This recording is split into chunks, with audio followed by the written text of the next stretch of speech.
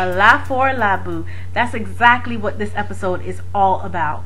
Hey y'all, it's your girl Marshane. Stay tuned while we review Love and Hip Hop Season 5, Episode 3. So, tell me why all of a sudden it's like, yeah, I want to do this for the kids, and then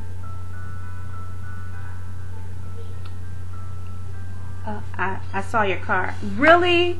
Really? She said she saw your car. Girl, I don't think you just saw a car. I know New York is not... New York's a big place. It's not that small. You should be able... I mean, unless this is some place that he goes all the time, that sounds more like stalking. Like you was like, okay, I have an APB out. I have a I don't know what kind of car he drives. He did reference once upon a time to an old busted kind of car in an interview. Like if you see him driving a 19 something. I'm looking for a white African American male.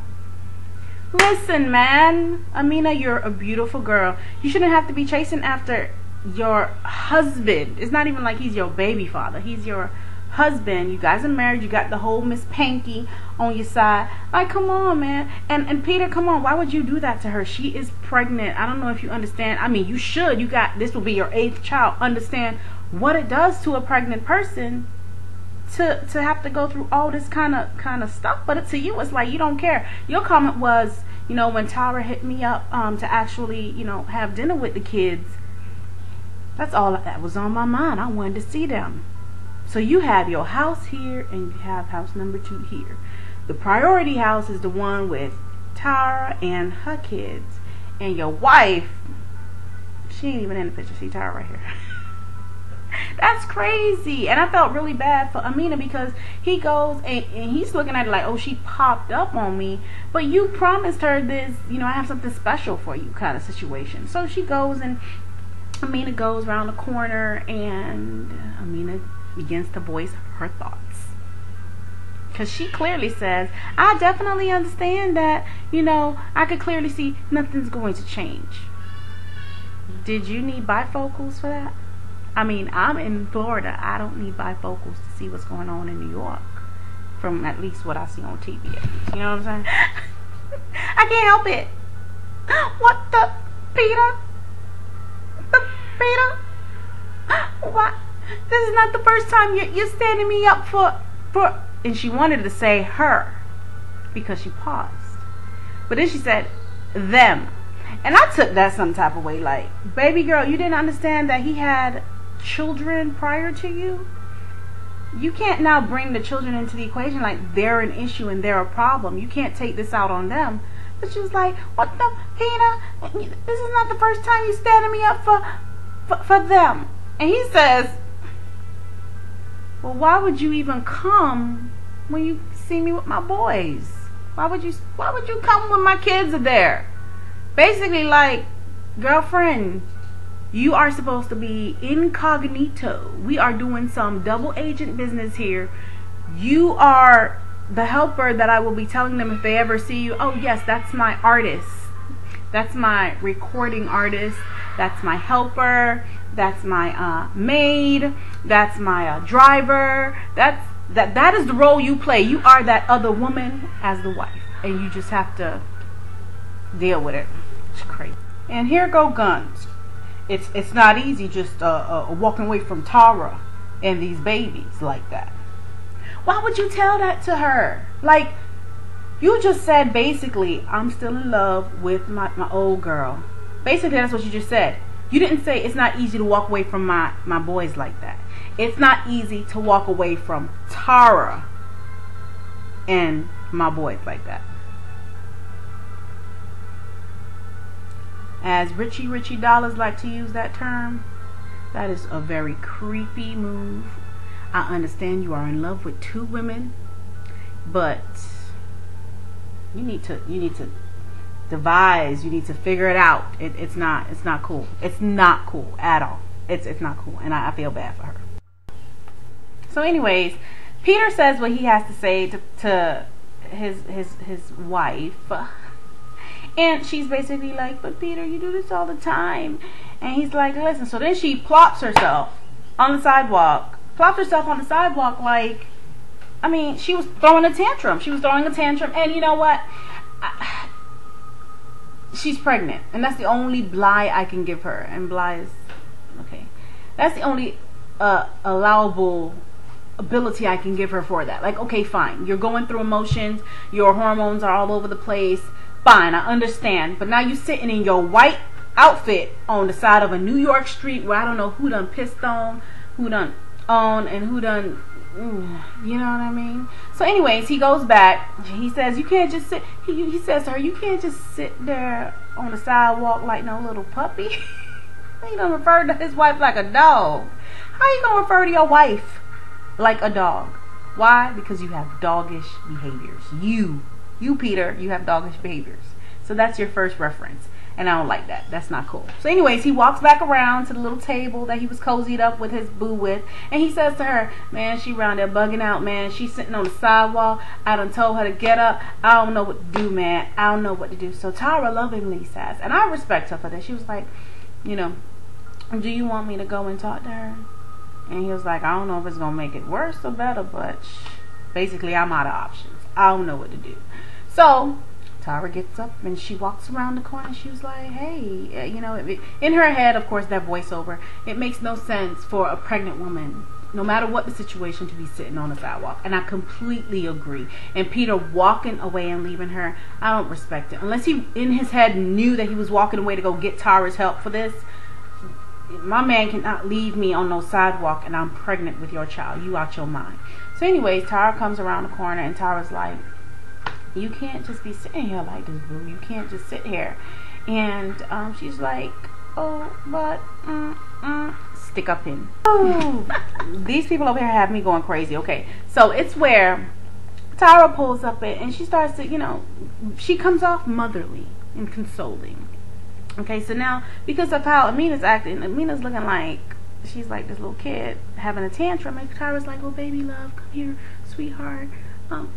Doing all of that, right? And I was like, oh, that is so sweet, because she is now consoling the woman who took her man, or where her man left her for, or decided to fluctuate and make it a feng shui. Don't quote me, I know what feng shui is. But listen, she went and did all of this, and then she ends up saying to her, well, you know, I pulled up and I saw his car, and Tara says, wait. But baby love, I told you. I made it clear. I made it crystal. That is my family. Basically just told the girl, when them evil moves, I could hear, no matter what you do, that's gonna be my man. I don't care. That's basically how Tara came off to me. And I was like, oh, wait. I thought you were consoling this girl. You just put her in a deeper form of depression. How you gonna now come up here and tell her, basically, that's my man. I told you this from jump. I told you this from day one. Why are you even trying to still play this game? And that's how she came off to me. And I didn't respect that, you know, what Tara said, truth or not. I didn't respect it. And then she looked at him. She was like, well, boo scoot, take him back. If that be the case, take him. Although I have Miss Pinky on the side of me, you, for 13 years. Take him. I don't know. I don't know about this. This triangle that Tara clearly knows about is a triangle. They suck. Alright, so I'm going to take it back a little bit. Tara basically went at Amina's saying, you know, take him back and all that. And Tara's like, well, you gotta deal with it, boo. I still have emotions with the man that I wasn't ready to leave or give up my relationship with, right? So she's saying all this, and I'm like, Tara, are there a few screws loose? Around the table, you saying, oh, it's just for the kids, and just for the kids. Because Amina's like, oh, so your relationship with Peter is all about the kids now, huh? Because Tara was like, baby girl, you need to get on our bandwagon and you need to fall in line. See, you don't understand that we have a system. Okay, it's a system. Just like, we have laws and regulations in this country. We have a system how we run, and you need to fall in line and understand our system. We spend time together as a family. When you get your own family, you'll understand. She was throwing shade, and I didn't like it. Tyra, you've been getting real nasty, and I don't know why. Well, I can't say I don't know why, but you probably be like, dang, that he is so good, and he done left me out here hanging dry, and I gotta be finding and fending and trying to see if I can find somebody that can fill up the gap. But anyways, pun intended. Well, I guess, I do, my hat goes off to Tara. She did a very good thing, and she did, a bit of chivalry, and she made sure that Amina was in her car safely, and asked her at the end, "Are you okay?" And she says, "Yeah, I'm good, thank you." Where in the hell is Peter? I guess he's with the boys, but at some point,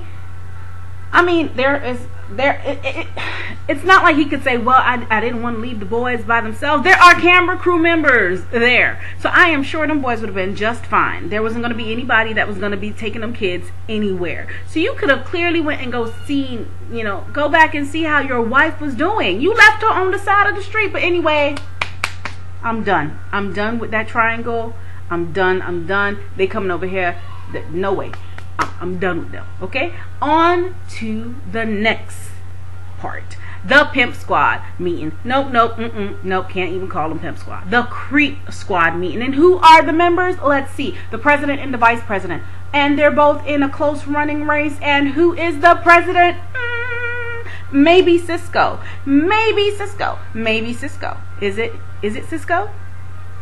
You'll just have to find out. You can be the one to decide. You can let me know at the end who you think is the Pimp Squad, Creep Squad president, Cisco or Mr. Dollars. Because they both always have some kind of female drama, and they can't seem to explain themselves, and they fall to not really know what they're doing, or, oh, I didn't understand this, and I can't show you love. Yeah, I'm sorry, y'all.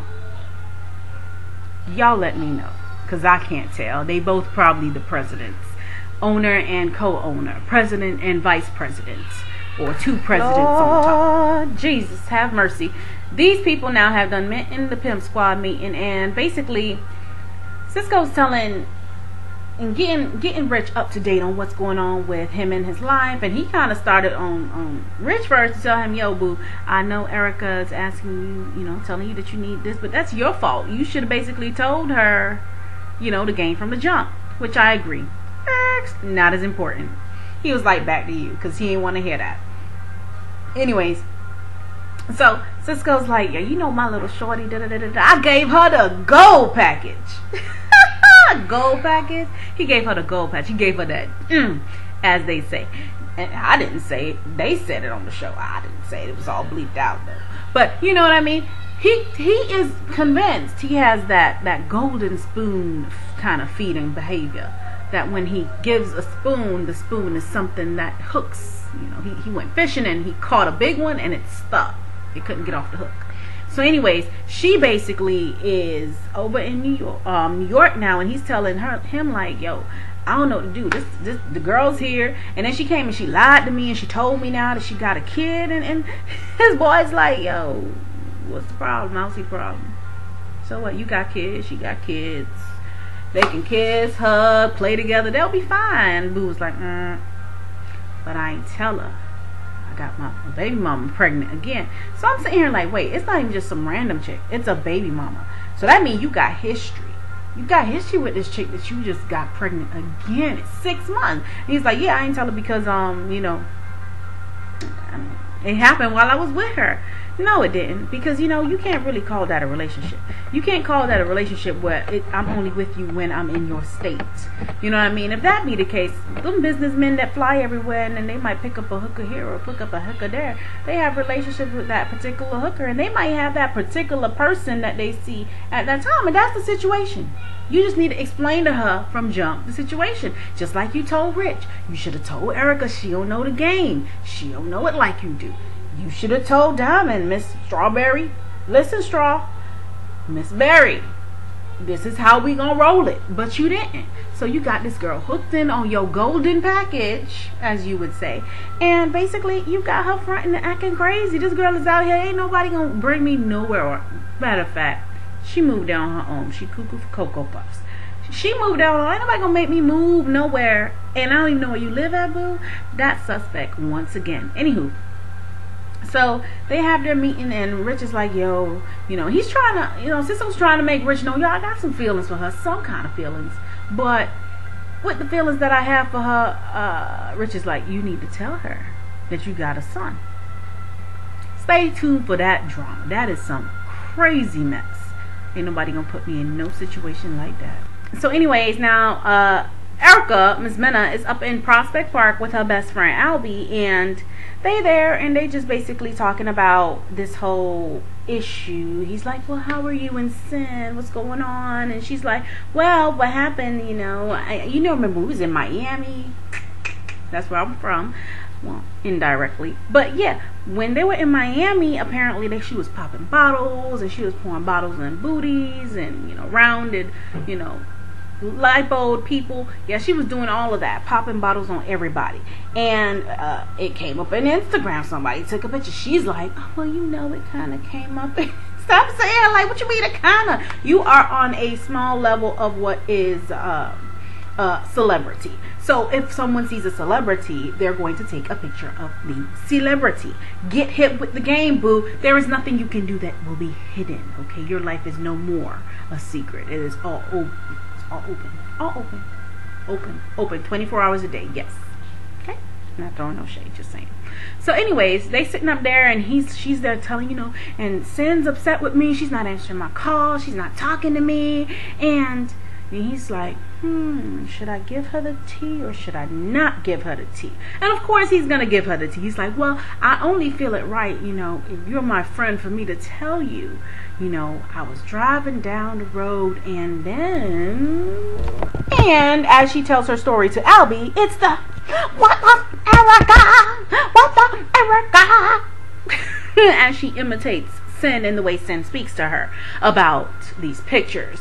So he's like, well, I know you love Cyn and all this garbage, and he has to now, you know, ice the cake first before I say I'm about to eat this bad boy. I'm about to cut it up in slices, and I'm about to tell you how it is.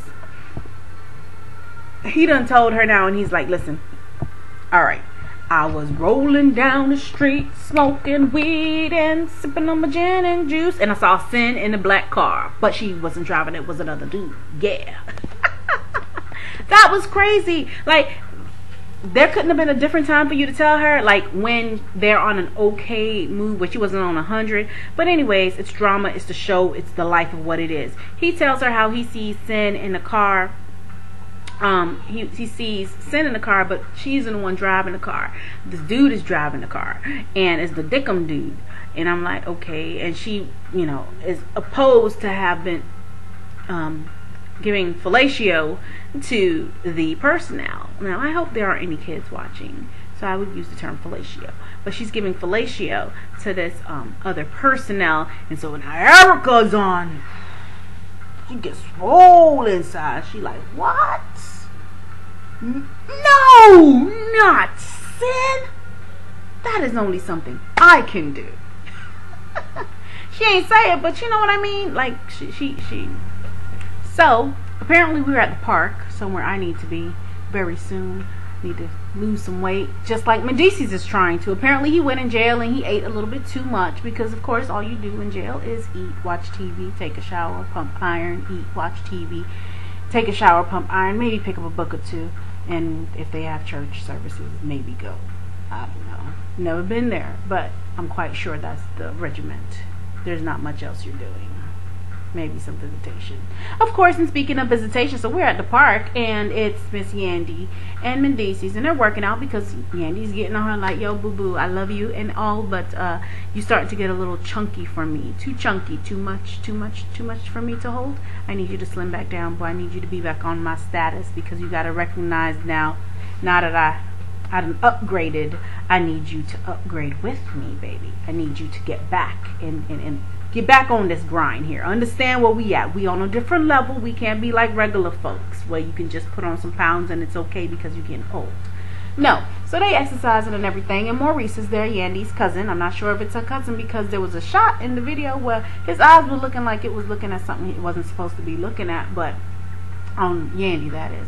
And I was just like, okay, I'm gonna look past that because he's supposed to be her cousin. So anyways, they exercising, they doing like, I guess like a curl up or whatever, and they curling up, and Maurice has to jet and Maurice has to go. And after he goes, it's like Mendeecees unleashes the dragon. He lets her know, he says, listen boo, I have been with you, but I don't know what's gotten into you. You've been acting lately, and I had mad dudes calling me and writing me letters. You don't know your girl taking ass pictures and showing her booty and stuff like that, and taking all kind of shots and dressing some type of way. I'm like, who you got in your ear, boo? Like, you got people really informing you. That's like them kind of stuff where you got the mafia and they in jail and they know what's going out on the streets. You feel me? So that was what I felt. I was like, dang, you got people looking out. Like, is she creeping on me? Is she creeping on me? It makes me kind of wonder, like, did you have some kind of suspicious ideas about your girl? Like, maybe if you can't wife her quick, she might disappear. And that made me think, is that why when he got out, he was like, I need to jump on this. I understand when people go in jail, they think about stuff, but no, he was listening like, yo, I don't like how you dressing. You never used to show your body, because she was out there in like a sports bra and some like nice little capri kind of tights kind of thing for workout, and her hand was in a little pink band. And first time I recognized her ears are kind of shaped a little funny, but anyways, funny shaped ears, people are always the ones that have a lot of money. Mine is regular, so you know where I'm at. But anyways, so she basically was like, what you talking about? He's like, ever since you got those. So apparently she got her breasts back to the way they used to be. I don't know, can you say breast on YouTube? She's gotten her member of her body, up the upper torso region, back to the way it used to be after childbirth. But I ain't understand why, because now she got a child coming anyways, and if she gonna breastfeed, which she probably won't, because, you know, people of that stature always, no, I can't say that, I'm not in their house, most of the time don't breastfeed, they bottle feed. So I don't know, maybe she breastfed with the first, and now she got a breast done, but now she got to have a baby. I don't know how that's gonna work out. So ever since you got those, you've been acting differently. She's like, no, I ain't act differently, and I asked you if I could do it. I like that, Yandy. Submission. You ask. You know, if that's what relationships are about. A mutual agreement. Now, you mutually agreed he need to mutually get on the board. Now, you can't control what she wears. She's a beautiful girl, and she's of a status where she has multiple companies and she wants to party. You weren't there. What did you expect her to do? Just sit up in the house and think about you? Have you ever thought about if that was the way for her to relieve her stress? She need to get the hell up out that house and go party with her friends and pop a couple bottles and drink and show her booty and show her legs, so she feel like she ain't just sitting at home playing with her toys because you ain't there. What you prefer? I'm just saying. So, anyways, cute couple though. Love them. Love them, love them, love them. Can't wait to see their kids. You been sucking lollipops! Yo, that meeting was crazy bananas. Because if you love somebody, I mean, I guess you love somebody, you can really get out of your character. But I don't even think that's out of Erica's character. So anyways, Erica and Cyn meet up at this little bistro. They, you know, sitting down. Of course, they got mad security around because it is the epic moment. Everybody knows what possibly might go down. And they sitting there recording it, and Cyn's like, okay, I'm hearing you out. I'm hearing you out. Say what you gotta say, mother. Say what you gotta say. But she ain't saying that. You know, her facial expressions like, I just need you to say one thing, Erica. One thing, so I could be like, I'm done. I'm free. I'm out of this relationship. That's what her facial expression was giving me. I need you to say one thing that I could just be like, I'm done with you. And Erica did it. Erica did it, and I'm gonna give you the scoop. Oh my gosh, oh my gosh, oh my gosh. Okay, so Erica and Cyn meet up at their coffee shop, and one is talking about who's sucking on what, who's doing this with the other dude, and she's like, oh my gosh, Erica, I could pull out a list. And Erica's like, she transforms and she gets these like veins popping out of her eyes. My husband got them veins, so I be like, I don't know, be trying to get veins. Like, I don't get it, but she got the veins popping now. She's like, And so anyways, they going back and forth. They going back and forth about their relationship. She's like, oh, well, I'm not changing for nobody. But you got a problem with me going to the strip club? I go to the strip club. This is how you met me. I be going to the strip clubs. I be throwing dollars on these chicks. What you want me to do? I'm not changing for that. That's my life.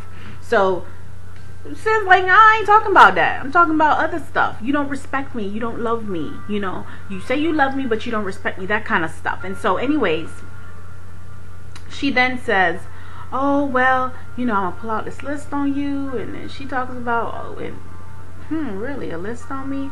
But I thought it kind of funny how Erica was like, you want to pull out a list? I personally know a whole lot of dudes. This is just one dude I'm talking about that you having this interrelationship with while you were with me. This is the first time anybody's hearing anything about this. And when she found out from her friend Albie about this dude, it was like a shock. It was like a surprise. There was no mention of anything else. So I don't buy that. I just feel like she's trying to cover up her own feelings and cover up the fact that she was being played and she's supposed to be this bad mama and this bad chick.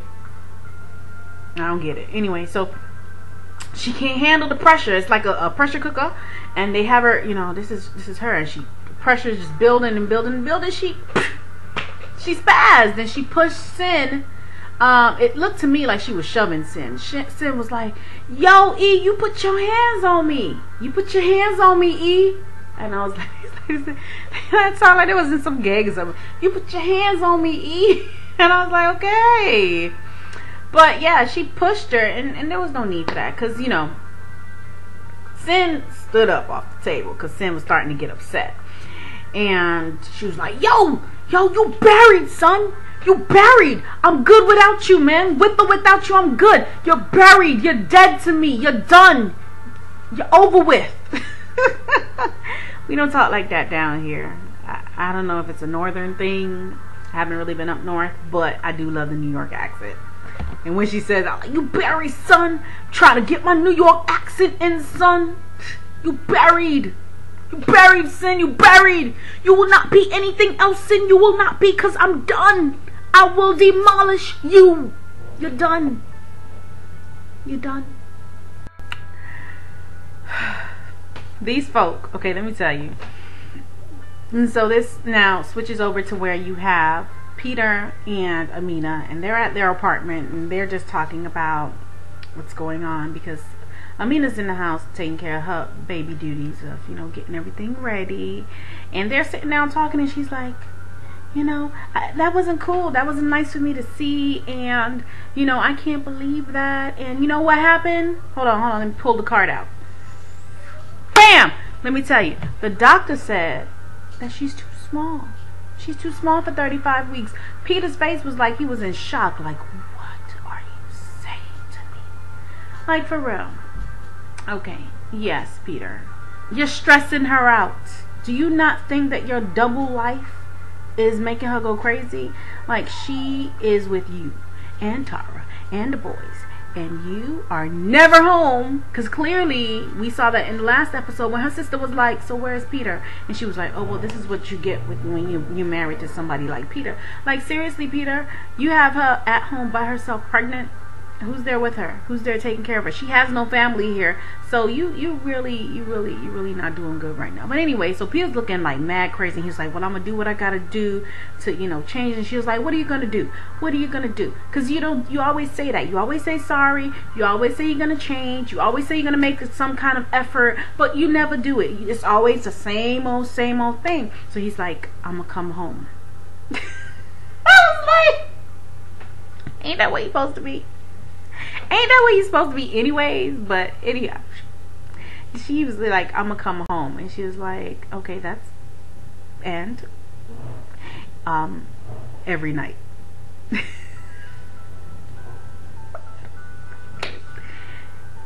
Every night. And she was like, that's better. And I'm sitting here like, I guess, I mean, if that floats your boat, Amina, that you gonna just have to be bargaining for the days your husband come home and he don't work the night shift. I understand producers and stuff, and I do understand the music business. Trust me, I personally understand it. I was a part of it.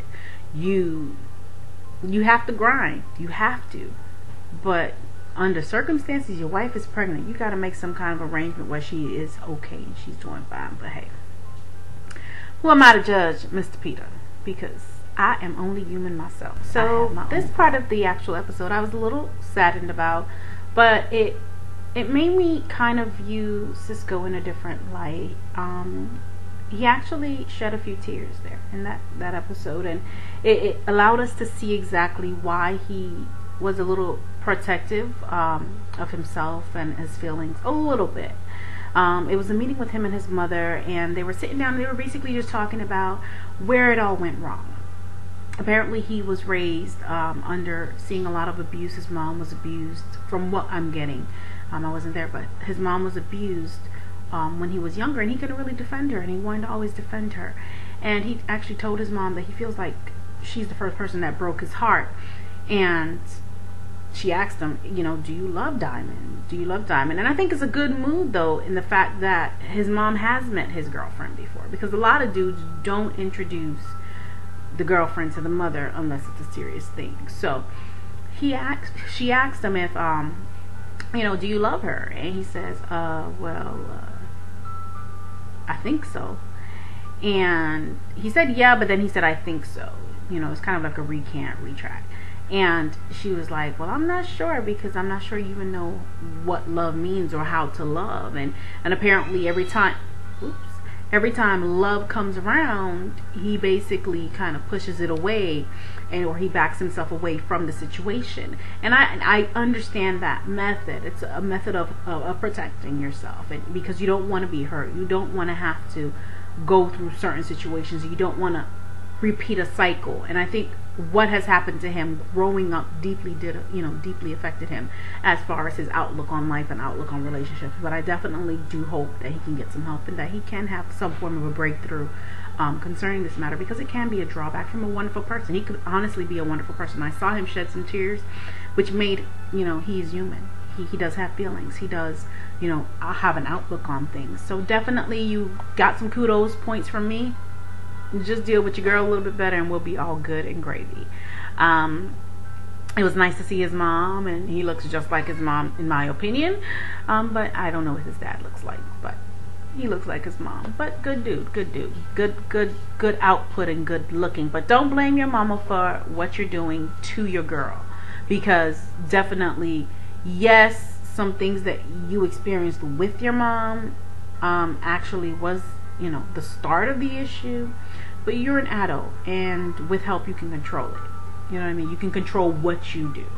That's like me saying, oh, well, you know, I robbed the store because when I was little I got robbed, or, you know, something like that. That don't make no sense to me. Not grand scale, same comparison, but you get the idea. So I hear you, Cisco. I know you wasn't all too bad, but you up there living that New York life, letting popping bottles and letting it rain and having all kind of women. You know what I'm saying? All right, hey, yeah. So we have now Tara and Yandy sitting down. They went to have a girls, you know, lunch date, and I'm all about that. Definitely need a breather. But what's happening is now, so basically, Tara is catching Yandy up on what's going on in her triangle, and she's basically letting her know, you know, well, you know, everything's good, but we are going to take the kids to a vacation. So rightfully so, Yandy was like, oh, okay, so you guys are going to where? Disney World? Because of course that's where normal people will take a 3-year-old and a 7.5-year-old to Disney World, right? So she's like, oh, no, we're going to Barbados. Yandy's like, wait, flip away. What you say? You're going to Barbados. You're going to a Caribbean destination. You're going to where people go and have honeymoons, baby girl. You are going to go sip on some margaritas, lay up and tan up half naked in a 2-piece, I'm sure. And you are going with a married man. Granted, he's your baby father. And I love it. A great, beautiful, yes. But I understand the struggle of not being able to take your kids on vacations, but then this is a double standard, and you're cutting the wedge very thin. You got this girl over here crying, she's pregnant, and you about to take her from her husband and take him over here to some island, and you know he already into you. You already know he wants to get up in the pancakes and throw some syrup in it, and you basically saying, okay, there's a possibility for the syrup to go on. We need some cereal. You can't be that thirsty, girl. Like, Yandy, 100% great. Thank you so much for being real. Because you told your girl, you smarter than this, boo. You should not be doing this. You know that if you ain't even over him. And then the girl, Tara, had the nerve to say, I'm taking baby steps. Okay. What happens when babies try to walk? They fall. We don't need you falling and messing up this somewhat not yet happy home. We don't need you scrambling their eggs no more than what it is. But anyways, y'all do y'all. So then Erica and Rashida are talking. They at the nail salon, at their favorite nail salon. I need to get my nails done. And they're basically talking about how, you know, she's catching her up. She's like, how's Cyn? And she's like, we not good. We got physical. Rashida's like, oh, what? Are you serious? Yes.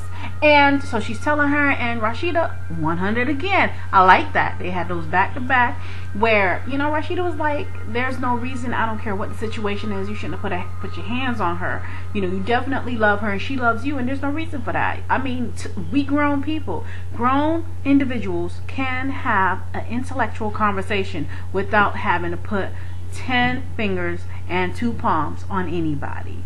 And as Scrappy would say, I put them paws on them. You don't need to put no paws on anyone. You don't have to put paws on anyone. Come on now, seriously. Act more smarter than that, Erica. Seriously. Erica. So definitely. Then after that, we're now at the baby shower. We go to the baby shower where Amina's there. I did not see Peter. I don't know. Some baby showers men are there. Some baby showers men are not. But it wasn't as if though her guests were only females. The place was filled with men. So to me, ideally, your man should have been there. Or maybe he wasn't, they just didn't show him. But if you were not there, boo to you to Peter. You should have been there to support your girl, support your wife. She's more than just a girl. So definitely. But there, you know, she comes up, she's like, she's asking Erica, how is Cyn? Erica's like, I don't know. And then Cyn pops right up after that. Like, Houdini, doop. And Cyn is present. It was like real, like, what? That was very quick. And so she got there, and you know, they're arguing about who wants to apologize first, and they start the whole apology thing, and I'm like, yeah, so I wouldn't call it apologize, not necessarily apologize, but Erica wanted to say that she wanted to apologize, and Cyn was like, I want to go first, and she was like, no, let me. She was like, no, I want to go first, I want to talk first, because they had to talk, get it over with, hash it out. And Erica's like, just give me a kiss. And then Cyn's like, no, Erica, I don't know what to do. She was like, even if we're not back together, this is what Erica's saying, even if we're not back together, I still need you in my life. I still need you as my friend. And I can understand that, because you have some people that you have such a good relationship with. But if your other party that you end up being with is cool with that, cool beans. If not, you know, they got to keep it moving, keep it pushing. But definitely you did Cyn horrible, so I don't know. If she don't want to be your friend, I don't blame her. You put your paws on her. Okay? You put them paws on her for no reason. Now we at the meat of the matter, okay? We at Cisco and Miss Blueberry, Strawberry, Berry. Let's call her Miss Berry, period, because she one of them fruits. She's, yeah, at the grand reveal, and he apparently has some party that he's put together for them, and he invites her, and they all, you know, he's with his boys, and this is how it starts. He's with his boys, and then when she comes in, his boys kind of looking like, okay, who's this? All right, I guess let me give them their space.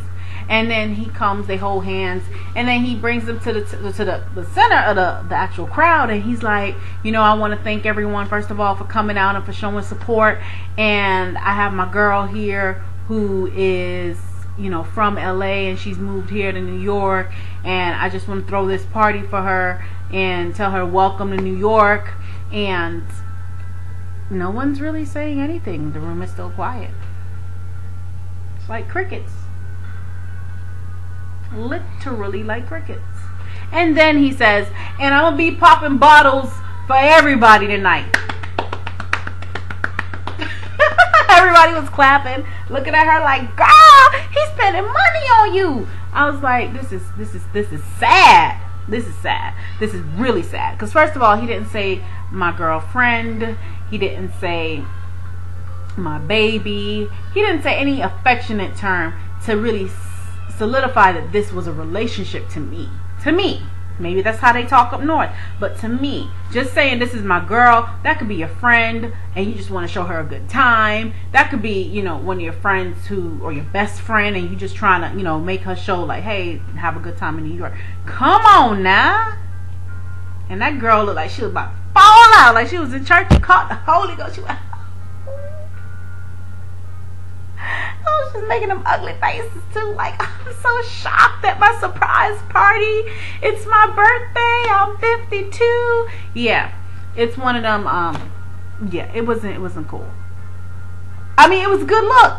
He was trying, but then he did the okey doke, and then he went around. He was like, I gotta talk to you, and she made that face like.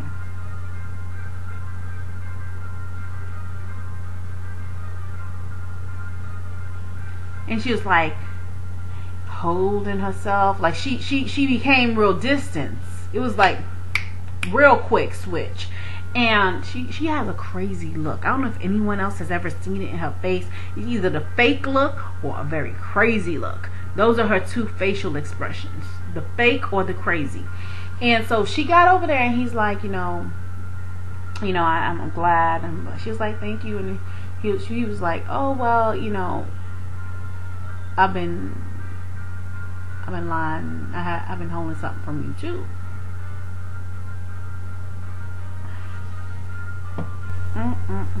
So he had to icing up that cake, right? He had to sweet talk his way into his conversation. So he was like, I know I was wrong. I knew I blew up. I knew that, you weren't all the way. You didn't think we were going to be serious. So I understand why you didn't tell me about your daughter, But I've been hiding something from you too. I haven't been all the way honest, and I have a son. Her facial expression was like, really? Okay, you have a son. Okay, hard pill to swallow, but let me swallow it because I need my medication. Right? He says, I have a 6-month-year-old son.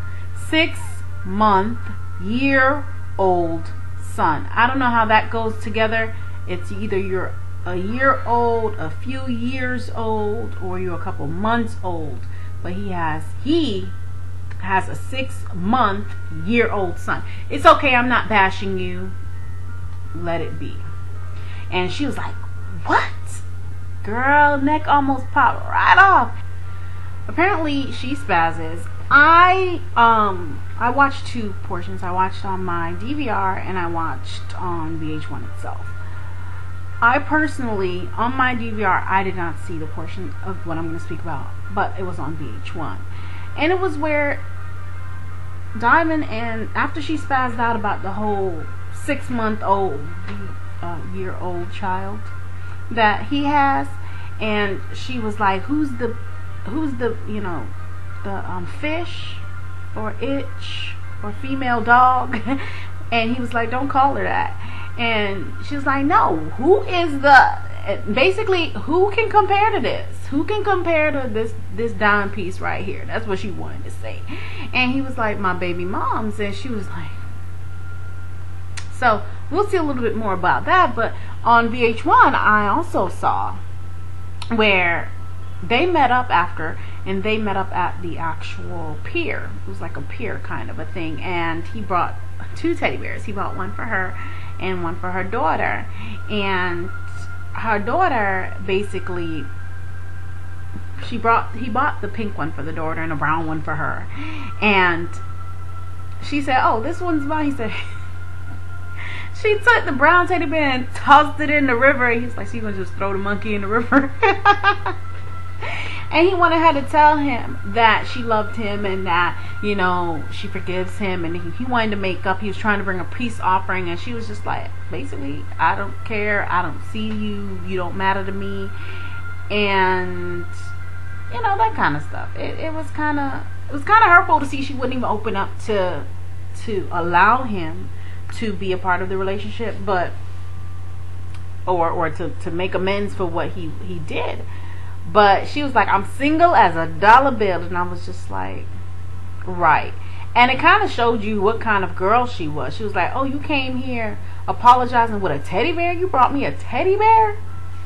You should have came with diamonds. And I was like, okay, you one of them chicks. You one of them chicks that's all about your dough. Because I thought, I'm a very simple girl, but his gesture is what counts.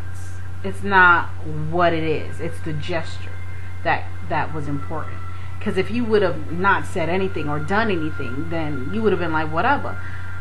She did say she still, you know, she miss him. She loves him, but she don't miss him because she's tired of being dogged out and whatever. So next time, Love and Hip Hop, we will see the remaining portion of that club scene, and we will also get to see about, you know, this fake trip that Peter is getting this offer for some energy drink or whatever. He's gonna be the face of.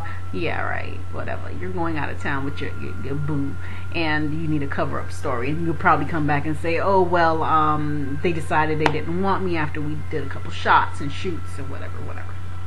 And we'll get to understand a little bit more into that, and we'll see the repertoire between him and Tara. I would hope at Barbados. It sure didn't look like Disney World to me. But anyway, y'all, it's your girl Marshane. Pardon me, it's your girl Marshane. Definitely rate, comment, subscribe. Let me know what was your opinion about this episode at the bottom. Once again, I do apologize that it took this long. My son broke my device, and I was like, no, I have to speak to my people. I have to speak to them. So I found a way to make it work, and this is the reason why it's this late, but better late than never. Love you guys. Rate, comment, subscribe, and definitely let me know if there's anything that you guys want me to talk about.